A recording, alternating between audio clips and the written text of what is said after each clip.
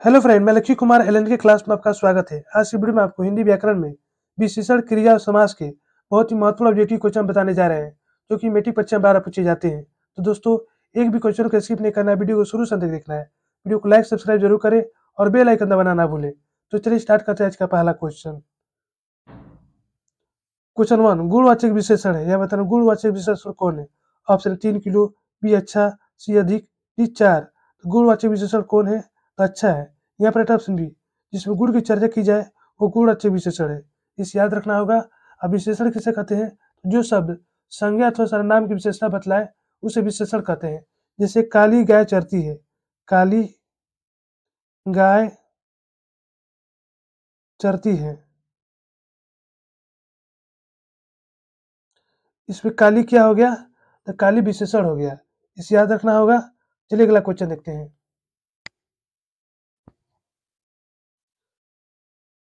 Question number 2, निम्नलिखित में से विशेषण का भेद नहीं है। यहाँ पर निम्नलिखित में से कौन विशेषण का भेद नहीं है? ऑप्शन ए गुणवाचक, बी संख्यावाचक, सी प्रविशेषण, डी परिमाणवाचक। तो निम्नलिखित में से कौन विशेषण का भेद नहीं है? तो गुणवाचक, संख्यावाचक, परिमाणवाचक, ये तीनों ही विशेषण का भेद है, जबकि प्रविशेषण नहीं है। यहाँ पर ऑप्शन सी, विशेषण कितने भेद होते हैं? तो 4 भेद होते हैं। एक होता है संख्यावाचक, दूसरा होता है परिमाणवाचक, तीसरा गुणवाचक, चौथा सर्वनामिक। इसे याद रखना होगा। चलिए अगला क्वेश्चन देखते हैं। क्वेश्चन 3, विशेषण की विशेषता बताने वाले शब्द को क्या कहते हैं? यहाँ बताना विशेषण की विशेषता बताने वाले शब्द को क्या कहते हैं? ऑप्शन ए क्रिया विशेषण, बी सार्वनामिक विशेषण, सी संज्ञा, डी प्रविशेषण। तो विशेषण की विशेषता बताने वाले शब्द को क्या कहते हैं? तो प्रविशेषण कहते हैं। यहाँ पर राइट ऑप्शन डी, इसे याद रखना होगा। चलिए अगला क्वेश्चन देखते हैं। क्वेश्चन 4, परिमाणवाचक विशेषण है। यहाँ बताना परिमाणवाचक विशेषण कौन है? ऑप्शन थोड़ा सा, बी पुराना, सी सुंदर, डी 4। तो परिमाणवाचक विशेषण कौन है? तो थोड़ा सा है, जिसमें परिमाण का बोध हो। यहाँ पर राइट ऑप्शन है, इसे याद रखना होगा। चलिए अगला क्वेश्चन देखते हैं। क्वेश्चन 5, विशेषण के भेद है। यहाँ बताना विशेषण के कितने भेद है? ऑप्शन 1, बी 2, सी 3, डी 4। तो विशेषण के कितने भेद है? तो 4 भेद है। यहाँ पर राइट ऑप्शन डी, इसे याद रखना होगा। चलिए अगला क्वेश्चन देखते हैं। क्वेश्चन 6, क्षमा का विशेषण होगा। यहाँ बताना क्षमा का विशेषण क्या होगा? ऑप्शन क्षमाशील, बी क्षमता, सी क्षमक, डी क्षम्य। तो क्षमा का विशेषण क्या होगा? तो क्षम्य होगा। यहाँ पर राइट ऑप्शन डी। चलिए अगला क्वेश्चन देखते हैं। क्वेश्चन 7, जिसकी विशेषता बतलाई जाए उसे क्या कहते हैं? यहाँ बताना आपको, जिसकी विशेषता बतलाई जाए उसे क्या कहते हैं? ऑप्शन विशेषण, बी विशेष्य, सी गुण, डी वर्णन। जिसकी विशेषता बतलाई जाए उसे क्या कहते हैं? उसे विशेष्य कहते हैं। यहाँ पर राइट ऑप्शन बी। चलिए अगला क्वेश्चन देखते हैं। क्वेश्चन 8, संज्ञा और सर्वनाम की विशेषता बताने वाले शब्द को क्या कहते हैं? यहाँ बताना वो संज्ञा या सर्वनाम की विशेषता बताने वाले शब्द को क्या कहते हैं? ऑप्शन विशेषण, बी विशेष्य, सी उपसर्ग, डी अव्यय। संज्ञा और सर्वनाम की विशेषता बताने वाले शब्द को क्या कहते हैं? तो विशेषण कहते हैं। यहाँ पर राइट ऑप्शन है, इसे भी याद रखना होगा। चलिए अगला क्वेश्चन देखते हैं। क्वेश्चन 9, उसका चेहरा गोल है। वाक्य में गोल कौन सा विशेषण है? ये भी काफी महत्वपूर्ण क्वेश्चन है। यहाँ पर उसका चेहरा गोल है, वाक्य में गोल कौन सा विशेषण है? ऑप्शन है गुणवाचक, बी संख्यावाचक, सी परिमाणवाचक, सी सार्वनामिक विशेषण। उसका चेहरा गोल है, ये जो गोल है कौन सा विशेषण है? तो ये गुणवाचक है। यहाँ पर राइट ऑप्शन है, इसे याद रखना होगा। चलिए अगला क्वेश्चन देखते हैं। क्वेश्चन 10, इनमें से गुणवाचक विशेषण कौन है? यहाँ बताना इनमें से गुणवाचक विशेषण कौन है? ऑप्शन चौगुना, बी थोड़ा, सी नया, डी कोई। इनमें से गुणवाचक विशेषण कौन है? तो नया जो है गुणवाचक विशेषण है। यहाँ पर ऑप्शन सी, इससे गुण का बोध होता है। चलिए अगला क्वेश्चन देखते हैं। क्वेश्चन 11, क्रिया के कितने भेद है? यहाँ बताना क्रिया के कितने भेद है? ऑप्शन 1, बी 2, सी 3, डी 4। क्रिया के कितने भेद है? क्रिया के 2 भेद है। यहाँ पर ऑप्शन बी, इसे याद रखना होगा। कौन कौन है? सकर्मक और अकर्मक। इसे याद रखना होगा। क्रिया किसे कहते हैं? जिस किसी शब्द में किसी काम का करना या होना प्रकट हो उसे क्रिया कहते हैं। जिसमें क्या हो गया? खाना हो गया, पीना हो गया, रोना हो गया, ये सब क्रिया है। इसे याद रखना होगा। चलिए अगला क्वेश्चन देखते हैं। क्वेश्चन 12, किसी काम का करना या होना प्रकट हो उसे क्या कहते हैं? अभी हम आपको बताए हैं किसी काम को करना या होना प्रकट होना उसे क्या कहते हैं। ऑप्शन कर्म, बी करना, सी क्रिया, इनमें से कोई नहीं। किसी काम का करना या होना प्रकट हो उसे क्या कहते हैं? तो उसे क्रिया कहते हैं। यहाँ पर राइट ऑप्शन सी। चलिए अगला क्वेश्चन देखते हैं। क्वेश्चन 13 जिसमें दो कर्म हो उसे क्या कहते हैं? यहाँ पर जिसमें दो कर्म उसे क्या कहते हैं? ऑप्शन प्रेरणार्थक क्रिया, बी द्विकर्मक क्रिया, सी पूर्वकालिक क्रिया, डी सहायक क्रिया। तो जिसमें दो कर्म उसे क्या कहते हैं? तो द्विकर्मक क्रिया कहते हैं। यहाँ पर राइट ऑप्शन बी। चलिए अगला क्वेश्चन देखते हैं। क्वेश्चन 14 मोहन घर पहुंच गया, इसमें पहुंच गया कौन सी क्रिया है? यहाँ बताना मोहन घर पहुंच गया, इसमें पहुंच गया कौन सी क्रिया है? ऑप्शन द्विकर्मक, बी प्रेरणार्थक, सी पूर्वकालिक, डी संयुक्त। तो मोहन घर पहुंच गया इसमें कौन सी क्रिया है? तो संयुक्त क्रिया है। यहाँ पर राइट ऑप्शन डी। चलिए अगला क्वेश्चन देखते हैं। क्वेश्चन 15 नौकर बच्चों को चलाता है, वाक्य में चलाता है किस प्रकार की क्रिया है? ये भी काफी महत्वपूर्ण क्वेश्चन है। यहाँ पर नौकर बच्चों को चलाता है, वाक्य में चलाता है किस प्रकार की क्रिया है? ऑप्शन सकर्मक, बी अकर्मक, सी पूर्वकालिक, डी प्रेरणार्थक। तो नौकर बच्चों को चलाते वाक्य में चलाता किस प्रकार की क्रिया है? तो सकर्मक क्रिया है। यहाँ पर राइट ऑप्शन है, इसे याद रखना होगा। चलिए अगला क्वेश्चन देखते हैं। क्वेश्चन 16 गीता प्रतिदिन पढ़कर सोने जाती है, वाक्य में पढ़कर किस प्रकार की क्रिया है? यहाँ बताना गीता प्रतिदिन पढ़कर सोने जाती है, वाक्य में पढ़कर किस प्रकार की क्रिया है? अपने सकर्मक, बी अकर्मक, सी पूर्वकालिक, डी प्रेरणार्थक। तो गीता प्रतिदिन पढ़कर सोने जाती है, वाक्य में पढ़कर किस प्रकार की क्रिया है? तो पूर्वकालिक क्रिया है। यहाँ पर राइट ऑप्शन सी।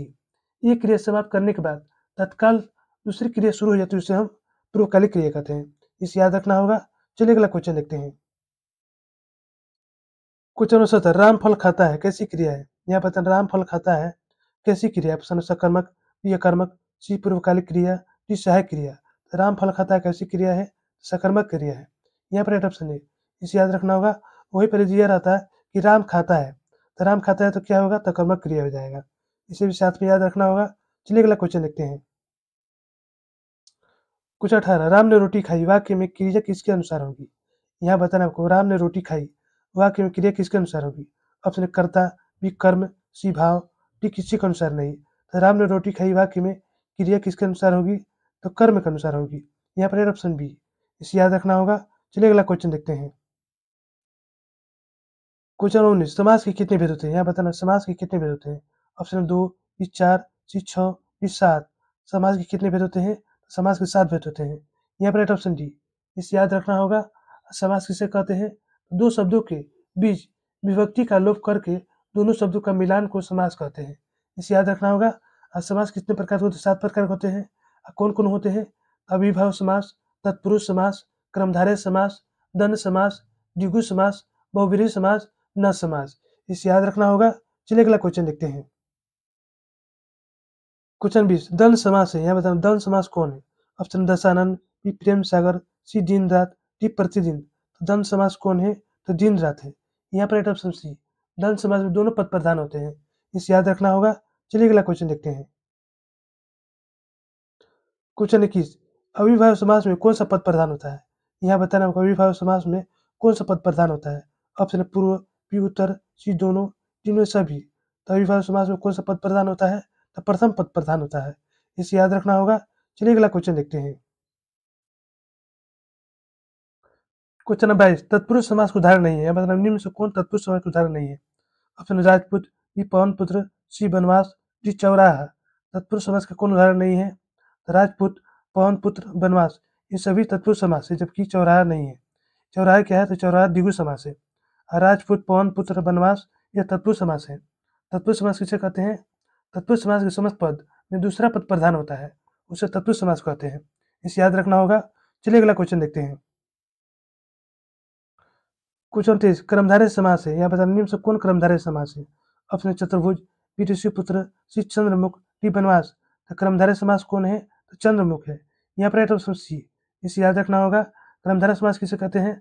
जिसमें उपमान उपमेय का संबंध हो उसे कर्मधारय समास कहते हैं। चलिए अगला क्वेश्चन देखते हैं।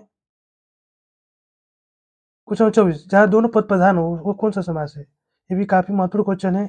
यहाँ बताना जहाँ दोनों पद प्रधान हो वहाँ कौन सा समास होता है? ऑप्शन द्विगु समास, बी कर्मधारय समास, सी तत्पुरुष समास, डी द्वंद्व समास। जहाँ दोनों पद प्रधान हो वो कौन सा समास है? तो द्वंद्व समास है। यहाँ पर राइट ऑप्शन डी। इसे याद रखना होगा। चलिए अगला क्वेश्चन देखते हैं। क्वेश्चन 25 कर्मधारय समास नहीं है, यहाँ बताना निम्न से कौन कर्मधारय समास नहीं है?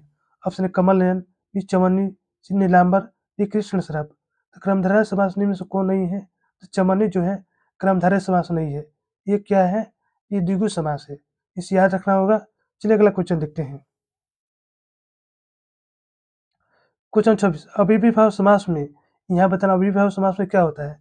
ऑप्शन अंतिम पद प्रधान होता है, बी प्रथम पद प्रधान होता है, सी अन्य पद प्रधान होता है, सी दोनों पद प्रधान होते हैं। अव्ययीभाव समास में क्या होता है? तो प्रथम पद प्रधान होता है। यहाँ पर राइट ऑप्शन बी। चलिए अगला क्वेश्चन देखते हैं। क्वेश्चन 27, यथाशक्ति या यथासंभव कौन सा समास है?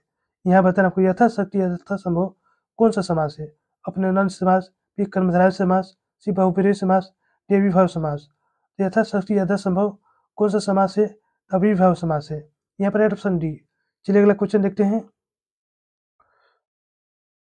क्वेश्चन 28, चरित्र चित्रण निम्नलिखित से कौन सा समास है? भी काफी महत्वपूर्ण क्वेश्चन है। यहाँ पर चरित्र चित्रण निम्नलिखित से कौन सा समास है? ऑप्शन द्वंद्व समास, बी द्विगु समास, सी कर्मधारय समास, डी तत्पुरुष समास। चरित्र चित्रण निम्नलिखित से कौन सा समास है? तो द्वंद्व समास है। यहाँ पर राइट ऑप्शन है। चलिए अगला क्वेश्चन देखते हैं। क्वेश्चन 29, राजदंड कौन सा समास है? यहाँ बता राजदंड कौन सा समास है? ऑप्शन नर समास, बी तत्पुरुष समास, सी बहुब्रीहि समास, डी अव्ययीभाव समास। राजदंड कौन सा समास है? तत्पुरुष समास है। यहाँ पर राइट ऑप्शन बी। चलिए अगला क्वेश्चन देखते हैं। क्वेश्चन 38, जंतर मंतर कौन सा समास है? भी काफी महत्वपूर्ण क्वेश्चन है। यहाँ बता जंतर मंतर कौन सा समास है? ऑप्शन नर समास, बी द्वंद्व समास, सी तत्पुरुष समास, डी द्विगु समास। तो जंतर मंतर कौन सा समास है? तो द्वंद्व समास है। यहाँ पर राइट ऑप्शन बी। द्वंद्व समास किसे कहते हैं? तो जिसका दोनों पद प्रधान हो उसे द्वंद्व समास कहते हैं, इसे याद रखना होगा। चलिए अगला क्वेश्चन देखते हैं। क्वेश्चन 21, पथभ्रष्ट में कौन सा समास है? भी काफी महत्वपूर्ण क्वेश्चन है। यहाँ बताना पथभ्रष्ट में कौन सा समास है? ऑप्शन नर समास, बी द्वंद्व समास, सी द्विगु समास, डी तत्पुरुष समास। तो पथभ्रष्ट में कौन सा समास है? तत्पुरुष समास है। यहाँ पर राइट ऑप्शन डी। चलिए अगला क्वेश्चन देखते हैं।